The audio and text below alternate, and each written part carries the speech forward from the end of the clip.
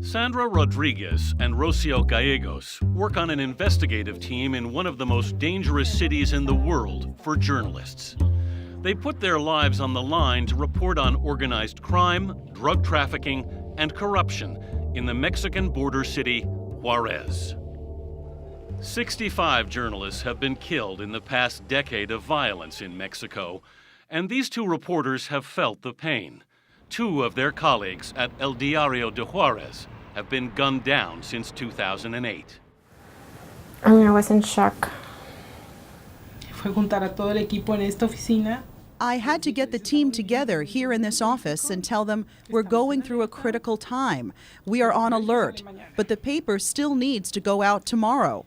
A veteran crime reporter, Armando Rodriguez, known as El Choco, was shot in front of his young daughter 3 years ago. Then the federal investigator looking into El Choco's murder was also gunned down. When police announced they'd obtained a confession in the case, the investigative reporting team followed leads and obtained documents showing the suspect had been tortured into confessing. Many of their stories about El Choco's murder carried no byline to keep them from becoming victims themselves. The case remains unsolved.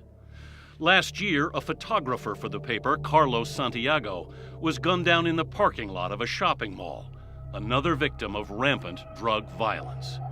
That execution provoked El Diario to write an editorial saying state and federal authorities had lost control of the city to criminal gangs. We had a huge commitment with this community, and if they wanted to silence a voice, they had now multiplied it. Despite the dangers, Rodriguez and Gallegos dig for the truth. They were among the first reporters to take advantage of new laws of transparency, filing information requests on a variety of topics, and helping each other to navigate the system to break stories. They use their investigative skills, relying on eyewitness accounts, careful interviews, and extensive combing of databases and documents, to set the record straight, even as law enforcement often turns a blind eye to the violent drug cartels and finds scapegoats. It is just about corruption, everything, all our problems. The social problems is corruption, the economic problems is corruption, everything is just corruption in this country. They analyzed all of the murders in Juárez over a 2-year period and found most victims were children and teens, not members of drug cartels, as Mexican officials had claimed. Rodriguez exposed how the myriad of military officers in Juárez utterly failed to stop the influx of guns from the U.S. that end up in the hands of the drug lords. Nobody's using guns. You can cross an elephant to the border and they are not going to ask you anything. They revealed drug cartels are recruiting poor children to join gangs. Rodriguez is now writing a book about the corruption of the city's youth.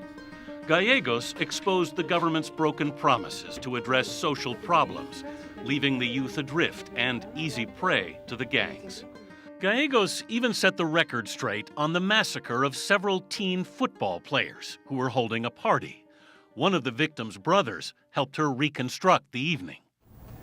It was through him, who trusted me, how I got photos. I learned who they were and what they were doing. Gallegos discovered it was not an organized crime hit on delinquents. The hitmen actually went to the wrong house and mistakenly killed the football players.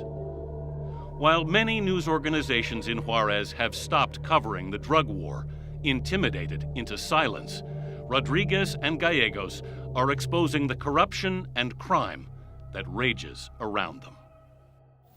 For some reason, I just know that this is what we supposed to be doing. I live here, I'm a reporter, I love this place, this is the job, these are the circumstances, and I'm gonna pray not to die, not to God kill.